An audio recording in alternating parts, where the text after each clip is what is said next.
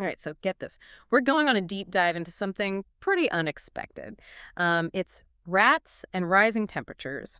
We've got the CBS News article, and there's also some additional research out there that suggests that those two things might actually be connected. You ever feel like you're living in some real-life Ratatouille movie out there, out in the city? I mean, it might not just be in your head. Yeah, cities, they're basically these giant heat sinks. Mm. And that creates what we call urban heat islands. All that concrete and asphalt that we have everywhere. Well, they absorb and radiate heat like crazy. And on top of that, we don't have enough trees and green spaces. So there's not a lot of shade or evaporative cooling. So cities are getting hotter. Got it.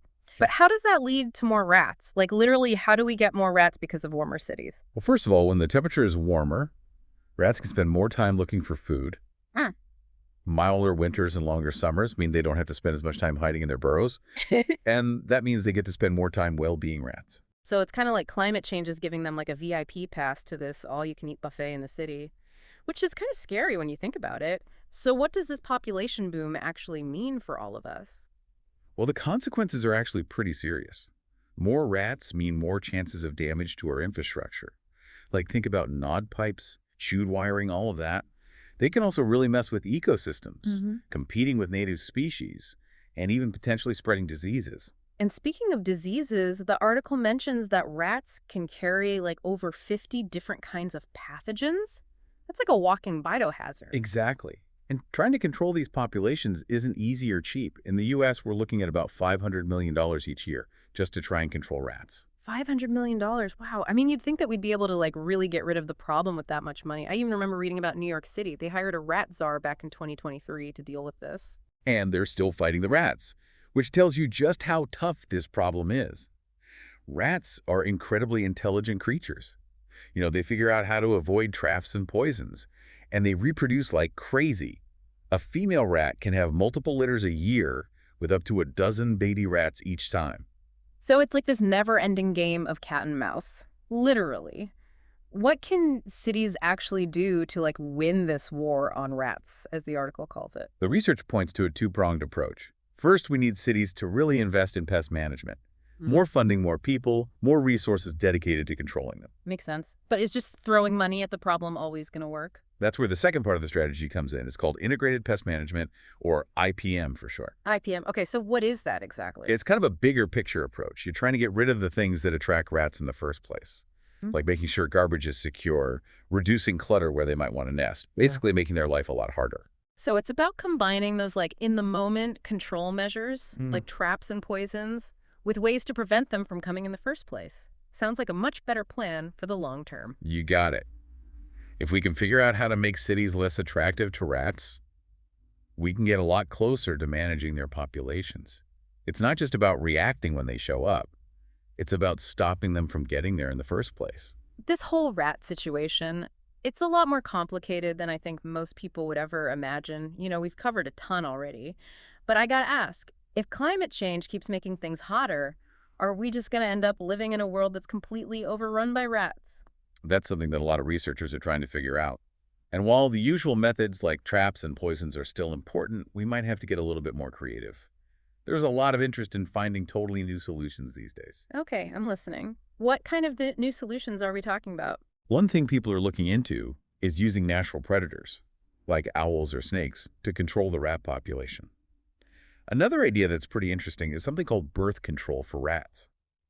It's basically targeting their ability to have babies. Hold on, birth control for rats. Now that's something I gotta hear more about. How does that even work?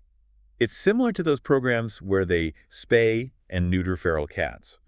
But we're talking about doing it on a way bigger scale. The goal is to lower the population without having to kill them, keep things humane. So it seems like we're moving into this like whole new world of pest control. It's a lot more strategic, but in the end, doesn't it all come down to people being aware of the problem and actually doing something about it?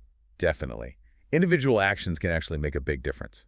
People can take steps to rat-proof their own homes and businesses, like making sure their garbage is secure, keeping their yards clean, sealing up any holes or cracks where rats could get in. All those little things add up. So it's really about everyone doing their part to make the environment a little less appealing to those furry little creatures.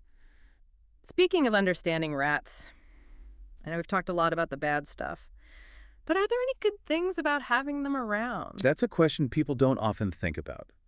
And while it's true that they cause a lot of problems, some researchers say that rats actually play a role in urban ecosystems. Really? I gotta admit, that's not something I've ever thought about. Yeah. How do they help? Well, for one, they can help keep other pest populations under control, like cockroaches and some types of insects.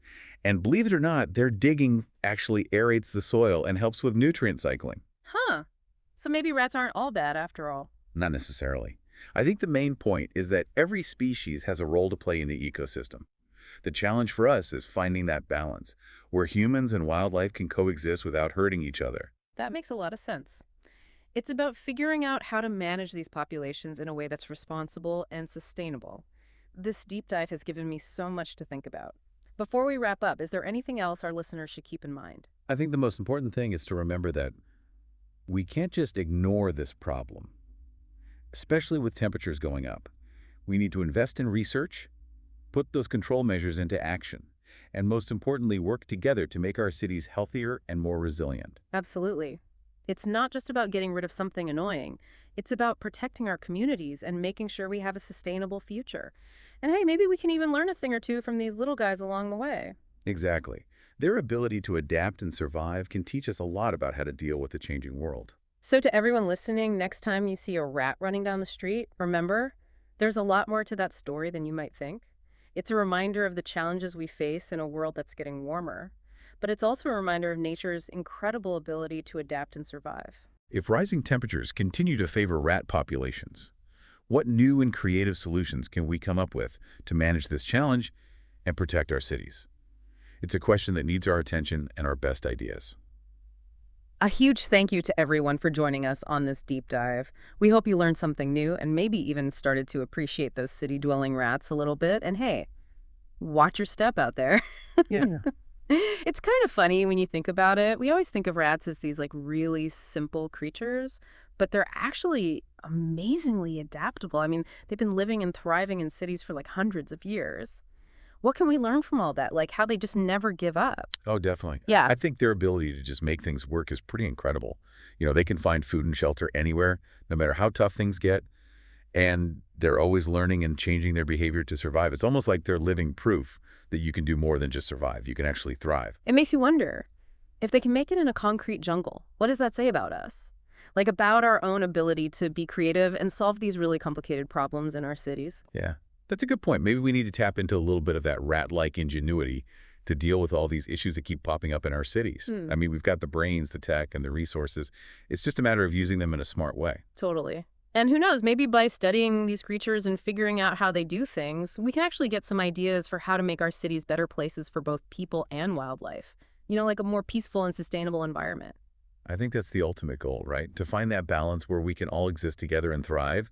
It's a challenge for sure, but it's also a chance to really rethink our relationship with nature, even in the middle of these huge concrete jungles. Well said. This whole deep dive has really given us a lot to think about. Any last words of wisdom for our listeners before we wrap things up? I'd just say keep asking questions and stay involved with these issues. Yeah. The more we understand how everything in our cities is connected, the ecosystems and all that, the better we'll be at making good decisions and creating positive change. Couldn't agree more. A huge thank you to you for sharing your expertise with us today, and to our listeners for joining us on this deep dive. We hope you found it interesting and maybe even a little bit inspiring. Until next time, stay curious and don't forget to watch where you step.